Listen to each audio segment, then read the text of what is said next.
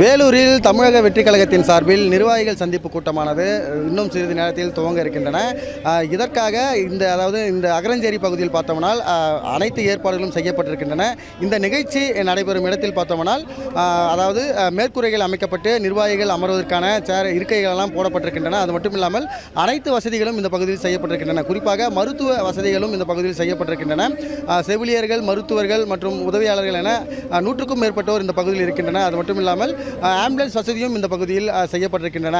இந்த பகுதிக்கு வரக்கூடிய நிர்வாகிகளுக்கு ஏற்கனவே தாவேகா தாவேகா சார்பில் பார்த்தோம்னால் பாஸ் ஆனது வழங்கப்பட்டிருக்கின்றன. அந்த பாஸில் QR கோட் ஆனது பதிவுபட்டிருக்கின்றன. அந்த கோடை ஸ்கேன் செய்தால் மட்டுமே உள்ளே அனுமதிக்கப்படுகின்றனர்.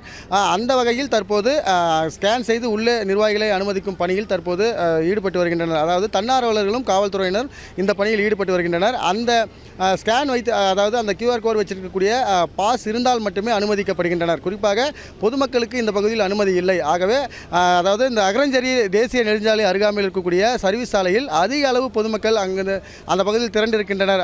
அந்த பகுதியில் அந்த பொதுமக்கள் தாவேகா கொடிகள் மற்றும் விஜயின் உருவ படத்தை எடுத்து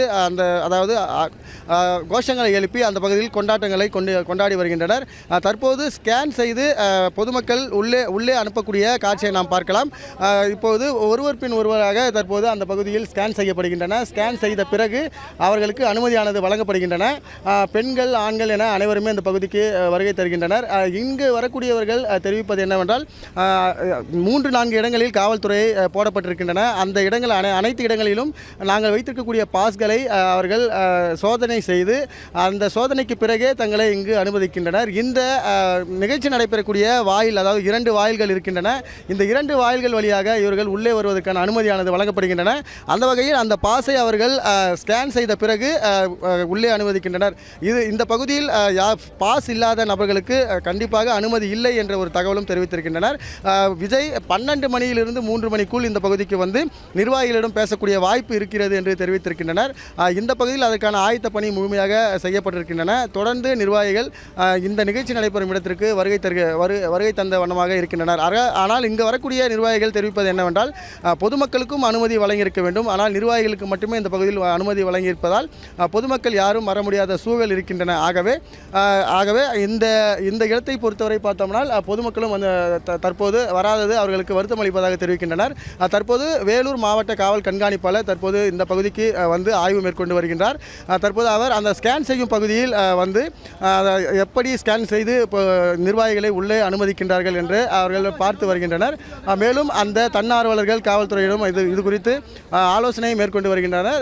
தற்போது நாம் நேரடியாக பார்க்கலாம். மாவட்ட காவல் கண்காணிப்பாளர் தற்போது அந்த நிகழ்ச்சி நடைபெறக்கூடிய இடத்திற்கு வருகை தந்திருக்கின்றார். தொடர்ந்து அந்த நிகழ்ச்சி நடைபெறக்கூடிய இடத்தை பார்வையிட உள்ளார்.